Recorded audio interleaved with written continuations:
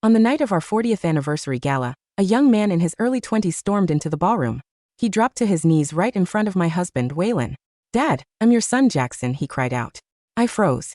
My husband of 40 years, the man who promised we would remain childless together, suddenly had a son?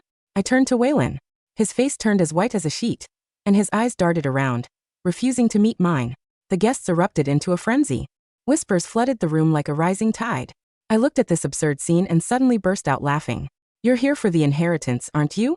By the time I slapped 3 DNA reports in front of Waylon, his face had turned a sickly shade of green. It had been 5 years since the new laws confirmed the inheritance rights of children born out of wedlock. It was also the 40th year of my marriage to Waylon. What a bitter irony.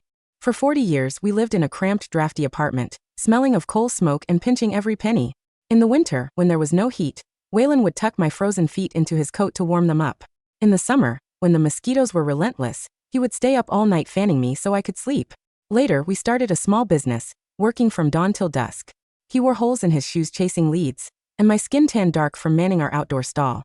We clawed our way up to where we are now, living in a luxury penthouse with a 7-figure savings account. He always called me his pillar of strength, saying he wouldn't be the man he was today without me. But now he was cowering behind that young man, muttering excuses. "Pearl, it was a mistake from my youth. He's innocent in all this." I ignored his pathetic whimpering. My gaze landed on the limited edition watch on Jaxson's wrist. That was the birthday gift Waylon claimed he lost last month. I had saved 3 months of my salary to buy it for him. And I brushed a speck of imaginary dust off my silk gown, my voice calm but laced with ice. "You want me to pack up and make room for you and your son?" Waylon's eyes shifted. He finally managed to choke out, "Pearl, look at us. We're at that age. What about being 60? I cut him off, my voice rising. "Does being 60 mean I should let you and your son kick me out onto the street?" The chatter around us grew louder.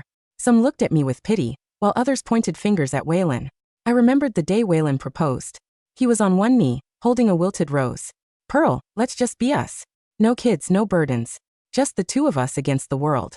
What a massive joke. The man who swore to cherish me forever was now using a secret son to slap me in the face. After the disastrous anniversary party, I went home alone. Waylon didn't follow. I knew he was probably off comforting his long-lost son, Jaxson. The next day, Jaxson showed up at my door. He didn't just bring a DNA test. He brought a gift deed Waylon had secretly signed. The luxury suburban house worth $3 million had been transferred to Jackson's name 6 months ago. "Auntie Pearl," Jaxson said with a fake innocent smile. He toyed with a set of expensive car keys. "I'm getting married soon. My mom said I can't let my bride live in a dump." The mom he mentioned was Bianca, Waylon's first love. I knew that name. Waylon used to talk about her as his great regret. Years ago, Bianca dumped him because he was poor and married a rich businessman. Last year, that man died and she came crawling back with her son. Lately, Waylon had been sighing in front of me, saying how hard it was for Bianca to raise a kid alone. He said Jaxson was so pitiful for growing up without a father. Now I realize he was just laying the groundwork for today. "Pearl, just think of it as a good deed," Waylon said later, gripping my hand until his knuckles turned white. "We don't have kids anyway. The money is just sitting there." I pulled my hand away, looking at the gray hair at his temples. I felt a chill deep in my bones. "Waylon, do you remember why we decided not to have kids? When we were young, he said he was afraid we couldn't afford them. He didn't want our quality of life to drop. We were dirt poor back then, so I believed him. Once the business took off and life got easy, he said he was too busy with work and didn't want to miss out on time with me. I believed that too. For 40 years he reported his every move during business trips.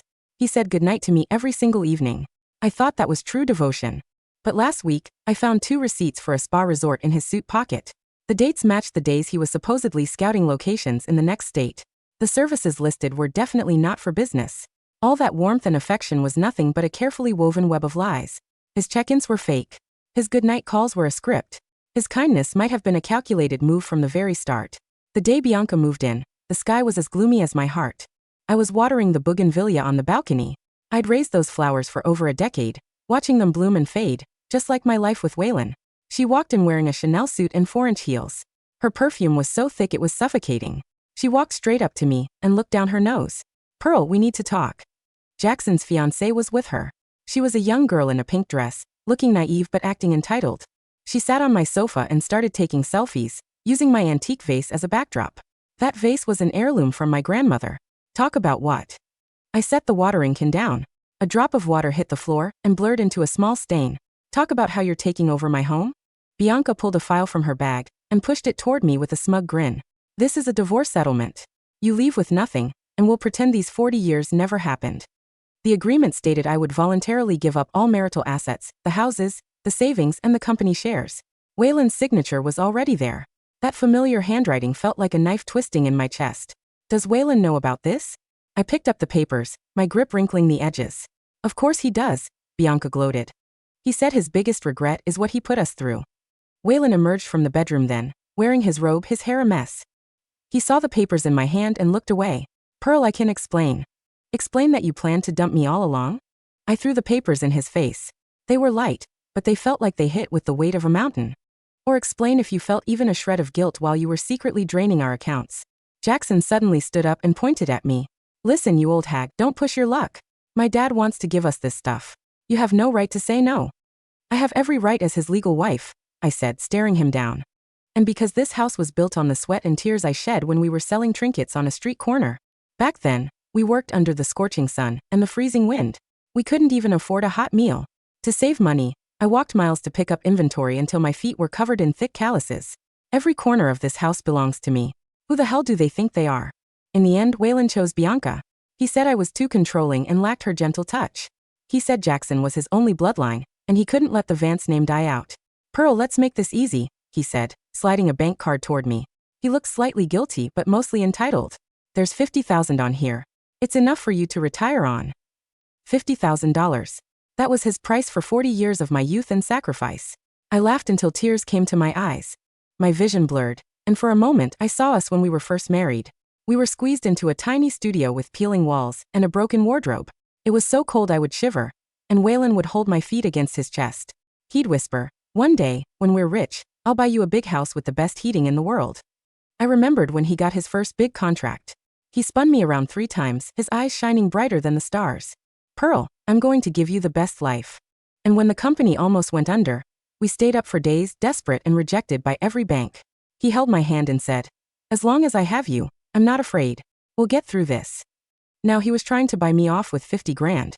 People change, love expires, and old vows crumble when faced with greed. Waylon. I wiped my tears, my voice terrifyingly calm. "Are you sure you want to do this?" He avoided my eyes and nodded, as if he had made some grand, difficult sacrifice. "Fine. Perfect." I turned and went to the bedroom, pulling a locked wooden box from behind the safe. Waylon always thought it just held my old jewelry. He never cared to look inside. But inside that box was a secret. A secret big enough to make sure he left this marriage with absolutely nothing. It was finally time to use it. When my best friend, Sammy, showed up with 3 kids, Waylon was in the living room peeling an orange for Bianca. The domestic bliss was sickening. "Hi, Mr. Vance," 17-year-old Milo said first. He was in his school uniform, a backpack slung over his shoulder. He looked a bit like Waylon, but with a kinder, more honest face. The orange dropped from Waylon's hand and rolled across the floor. He stared, his mouth hanging open.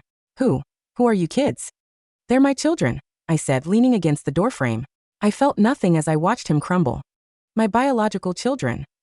Sammy slammed 3 DNA reports onto the coffee table. Her voice was sharp and clear. "Waylon, this is science. You can't fake this."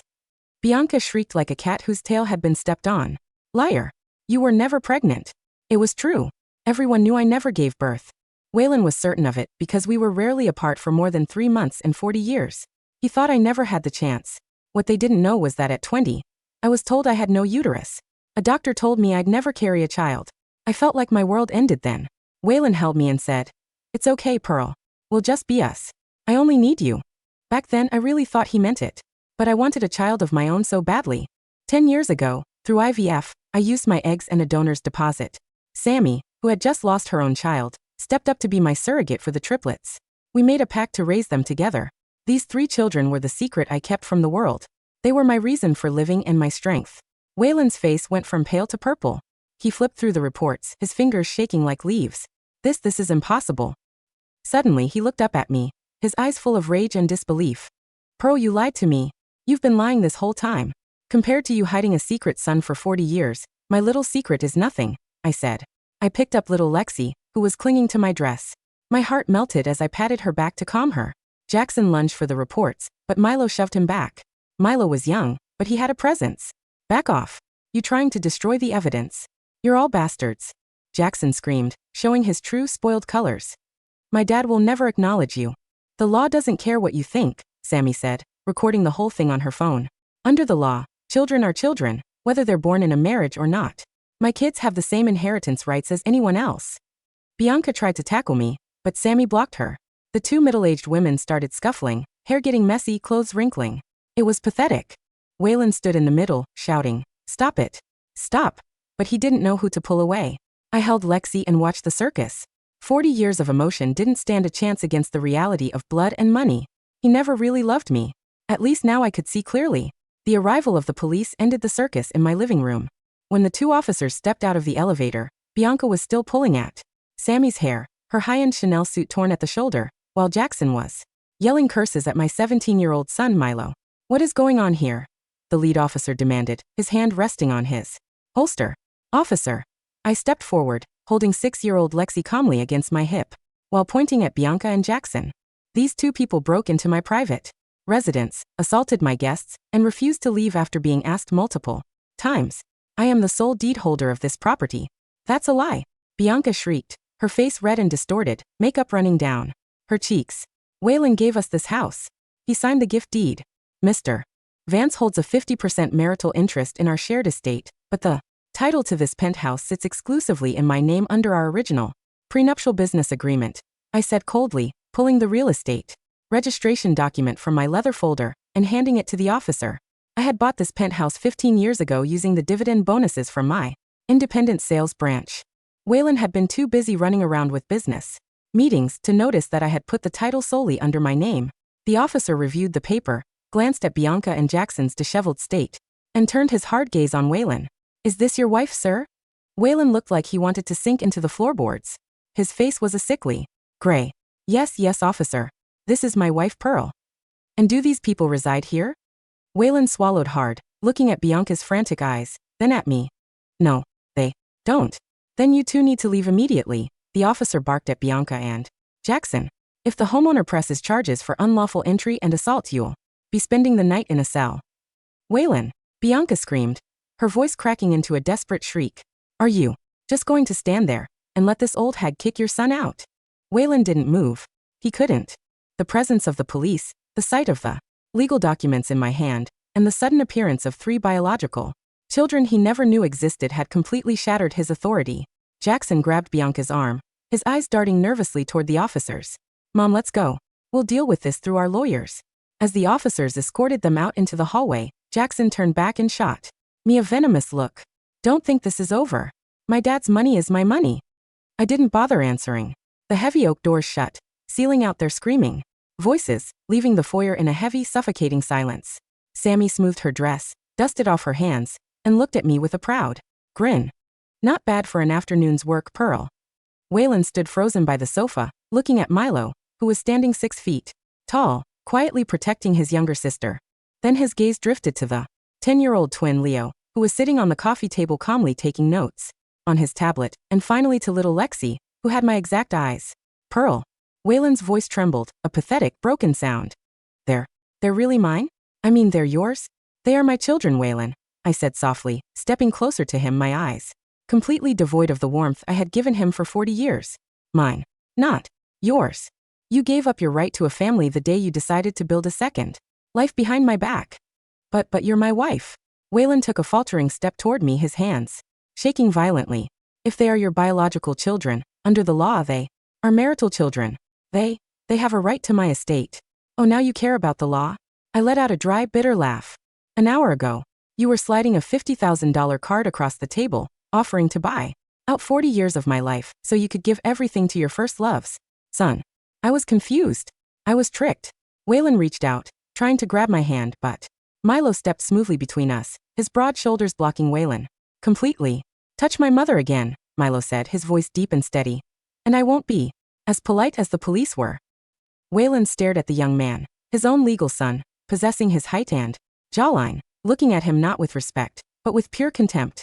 "Get out, Waylon," I said from behind Milo. "Go find Bianca. Isn't she your great regret? Go enjoy your new family. Pearl, please. Get out." I barked, my voice echoing through the penthouse.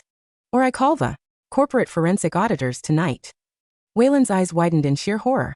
The word auditors hit him like a physical strike. He knew exactly what he had done over the past 5 years. He knew how much money he had funneled out of Vance Enterprises to buy Bianca's silence, Jackson's luxury cars, and their suburban villa. Without another word, Waylon turned, stumbled over his own feet, and fled through the open door like a whipped dog. The next morning, I didn't waste a single second. At 8 a.m., before the market opened, I arrived at the headquarters of Vance Enterprises. I was wearing a sharp, tailored navy suit, the kind I used to wear 20 years ago when I negotiated our first distribution contracts.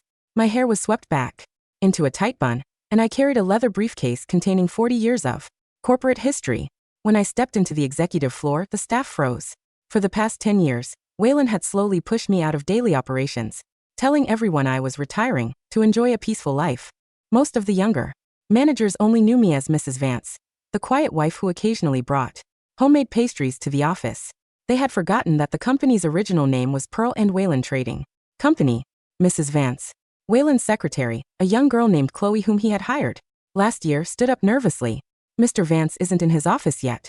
I know, I said smoothly, walking past her toward the main boardroom. Call in.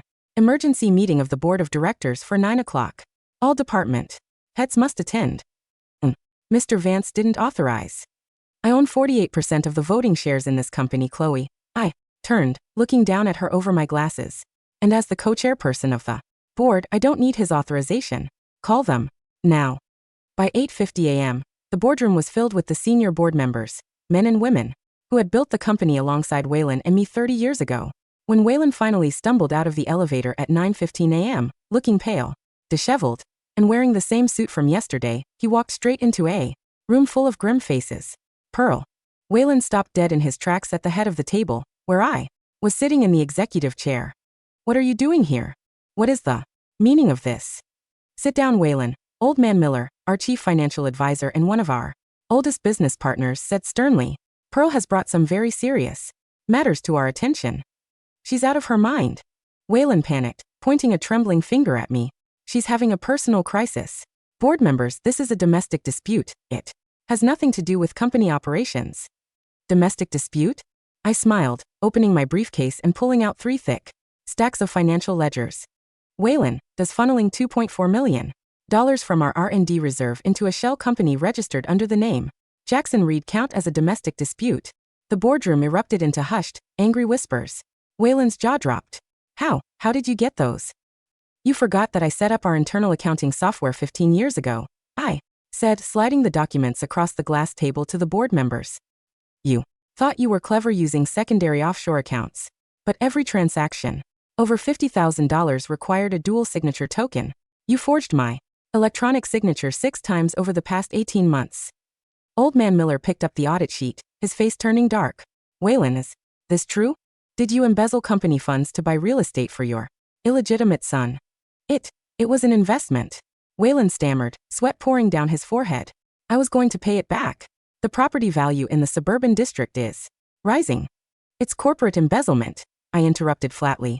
And as the 48% shareholder, I have already filed a formal petition with the Commercial Crimes Division. Unless you surrender your operational authority and transfer your voting rights to a neutral trustee today, the board will face an immediate freeze on all public trading.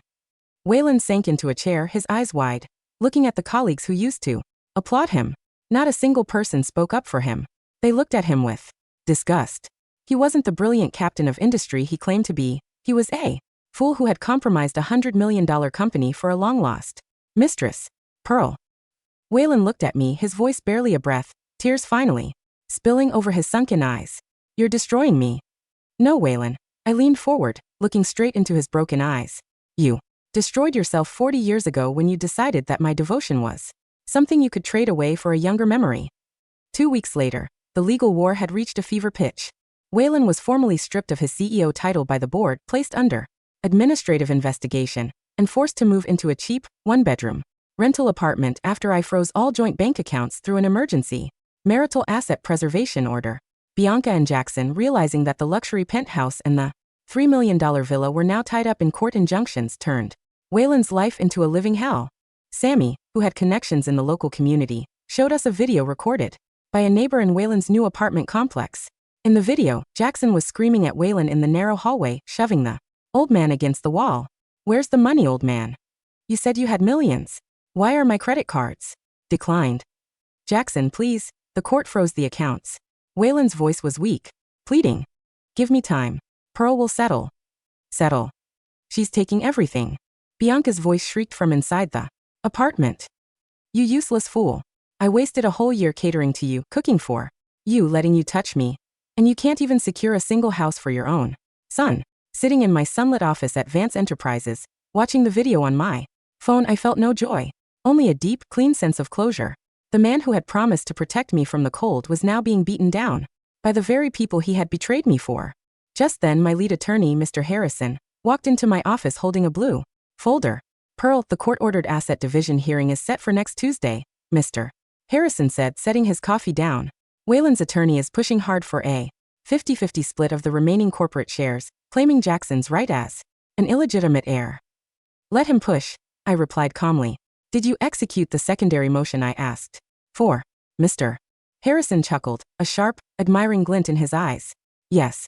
Under the new family code provisions, if there is reasonable doubt regarding paternity during an inheritance or asset transfer dispute, either party has the right to demand a court-certified, independent DNA test performed by a state laboratory. I raised an eyebrow. And Waylon's reaction? Waylon agreed instantly, Mr. Harrison smirked. He's so convinced Jaxson is his biological savior that he offered to pay for the expedited 3-day processing himself. He thinks proving Jackson's bloodline will force the judge to grant him a larger share of the estate for child maintenance. I looked out the floor-to-ceiling window at the city skyline below. He really is a fool, I whispered. Why do you say that, Pearl? Mr. Harrison asked, curious. Are you sure Jaxson isn't his? I pulled a yellow, 30-year-old medical file from my drawer. 30 years ago, when Waylon was 30-year-old, he had a severe case of mumps that caused acute orchitis, I said, tracing the old stamp on the paper. The doctor told me privately back then that his sperm count was practically zero. That was the real reason we couldn't have children naturally. I never told him because I wanted to protect his fragile male pride. I let him believe it was my lack of a uterus that kept us childless. Mr. Harrison gasped, his eyes wide in absolute disbelief. You mean, Waylon isn't sterile, but his chances of conceiving naturally were less than 1 in a million, I smiled softly. When Bianca showed up 20 years after dumping him, holding a 20-year-old boy who conveniently looked a little bit like him, Waylon was so blinded by his own vanity that he never even questioned it. The day of the final court hearing arrived under a heavy pouring rain. The grand courtroom of the district civil court was packed. Waylon sat at the defense table, flanked by Bianca and Jaxson. Waylon looked like he had aged 20 years and 2 weeks. His suit hung loosely on his frail frame, his hair completely white, his hands trembling as he clutched a mug of warm water. Bianca sat beside him, wearing a dark coat, looking anxious and fidgety. Jaxson was slouched in his chair, playing with his phone, completely indifferent to the old man sitting next to him. I sat at the plaintiff's table with Mr. Harrison, Sammy, and my eldest son, Milo, who sat quietly in the gallery behind me, watching over his mother like a silent guard. The judge knocked his gavel once. Court is now in session. We are here to finalize the division of marital property and resolve the paternity claim regarding the non-marital child, Jaxson Reed. Waylon's attorney stood up proudly. Your Honor, my client, Mr. Waylon Vance, built Vance Enterprises over 40 years. While we acknowledge his past financial irregularities, he has a moral and legal duty under the new laws to provide for his biological son, Jaxson. We have submitted the expedited DNA results from the State Forensic Institute, delivered directly to the court this morning. Waylon looked over at me, a flash of desperate, pathetic triumph in his eyes. Leaned over to whisper to his lawyer, convinced that this paper would save his fortune. The judge opened the sealed manila envelope provided by the state bailiff. He pulled out the official certificate, put on his reading glasses, and scanned the page. The silence in the courtroom stretched for 10 long seconds. The judge's brow furrowed tightly. He looked up from the paper, his gaze shifting from the document directly to Bianca, and then to Waylon. Mr. Vance, the judge said, his voice flat and stern. Did you personally review the chain of custody for this test? Waylon blinked, startled. Yes, Your Honor. I provided the cheek swab myself at the state lab 3 days ago. Jaxson did as well. The judge let out a quiet sigh and picked up the paper. According to the official results from the State Forensic Genetic Laboratory, the judge read aloud, his voice echoing clearly through the high-ceilinged room. The genetic marker probability between Waylon Vance and Jaxson Reed is 0.00%. 0.00%. The words hung in the air like a localized explosion. Waylon froze. The smile on his face turned into a grotesque, paralyzed mask. What did you say, Your Honor? The test concludes, the judge repeated, turning the paper around so the red official seal was visible, that Mr. Waylon Vance is definitively excluded as the biological father of Jaxson Reed. No, Bianca shrieked, jumping out of her seat so fast her chair fell backward, with a deafening crash. That's impossible. The lab made a mistake. That's a fake test. Pearl bribed them. Silence, the judge slammed his gavel down. This test was conducted by court-certified state pathologists under police supervision. Waylon slowly turned his head to look at Bianca. His face was entirely drained of blood, looking like a dead man walking. Bianca. Waylon's voice was a terrifying, raspy whisper. What is the meaning of this? You swore to me. You swore he was mine. Dad. Don't listen to them. Jaxson panicked, grabbing Waylon's arm. I'm your son. I have your chin. Look at me. Get off me. Waylon suddenly screamed, a wild, demonic rage erupting from his broken body. He shoved Jaxson away with strength no one knew he had. He lunged across the desk, grabbing Bianca by her coat collar, weeping and roaring like a wounded beast. You lied to me. You bitch. I gave up my wife for you. I gave up my life for you. Whose child is he? Whose child is he? Let go of me, you old goat. Bianca screeched, clawing at Waylon's face, her fake sweet persona completely shattered. You were always a loser. You think I'd let a poor street peddler get me pregnant 30 years ago? I only came back because my late husband left me in debt. You were the easiest mark in the city. You idiot. You gullible, pathetic idiot. The courtroom broke into absolute chaos. Bailiffs rushed forward, dragging Waylon off Bianca as she screamed curses at him. Jaxson stood in the aisle, cursing his mother, realizing that the luxury life he had dreamed of had just vanished into thin air. I sat at my table, watching the horrific, ugly spectacle unfold. I looked at Waylon, who was slumped on the floor, weeping hysterically, bloody scratches on his cheeks, holding his chest as if his heart were tearing apart. He had spent 40 years believing he was a king who had finally reclaimed his lost romance. In the end, he was just a punchline in another woman's scam. The aftermath of the court hearing was swift and merciless. With the paternity claim completely debunked, Bianca and Jaxson were exposed for fraud. Mr. Harrison immediately filed criminal charges against Bianca for forged document fraud regarding the initial private DNA test she had used to blackmail Waylon, as well as conspiracy to misappropriate corporate assets. Jaxson, stripped of his fake status as an heir, was kicked out of his rented luxury apartment within 48 hours. The last I heard of him, he was working as a junior valet at a hotel, struggling to pay off the massive credit card debts he had run up under Waylon's name. As for Waylon, his legal standing in our divorce settlement was entirely destroyed because he had committed corporate embezzlement, forged my signature, and illegally transferred over $2 million of marital property to a third party. The court ruled in my favor on every single count. I was awarded 85% of all joint marital assets, full ownership of Vance Enterprises, and the rights to all real estate properties. Waylon was ordered to pay full restitution to the company out of his remaining 15% share, leaving him with literally nothing. On the day the final divorce decree was issued, I walked out of the courthouse, holding the smooth red leather binder. The autumn sun was shining brightly, casting a warm, golden light over the granite steps. Sammy was waiting for me at the bottom of the stairs, holding a bouquet of fresh yellow sunflowers. Milo, Leo, and little Lexi were standing beside her, holding ice cream cones, laughing under the shade of the oak trees. Mom, Lexi cheered, running up the steps with her tiny legs, her pink dress fluttering in the breeze. Are we going to the amusement park now?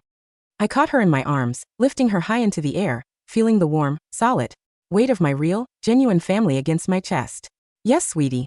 I kissed her chubby cheek. We're going anywhere you want. Pearl. A weak, trembling voice came from behind the marble pillar near the entrance.